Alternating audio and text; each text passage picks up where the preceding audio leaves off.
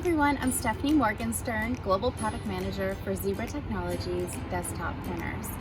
I want to talk with you today about how to make your desktop printer portable.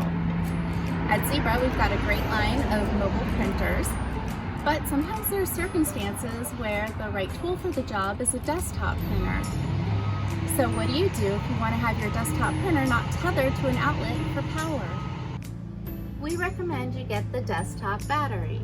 There is just one battery part number that works with our 2-inch and 4-inch ZD printers, excluding only the ZD500 series.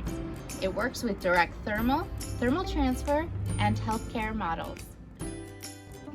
Print quality with the battery is as good in the morning with a fully charged battery as it is at the end of a typical 8-hour shift. The battery can be fully charged again within 2 hours using the power supply provided in the printer box. In addition, you'll also need a battery base to attach to the bottom of the printer.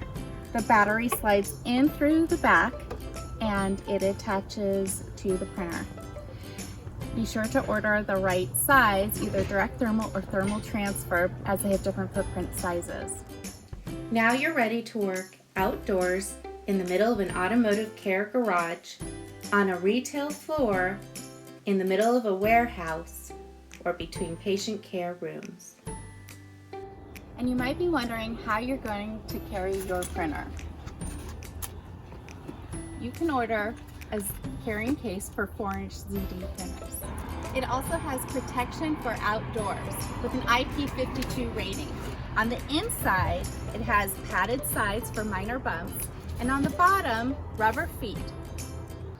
We have 2 case sizes for these 4-inch printers, one for thermal transfer and the other for direct thermal.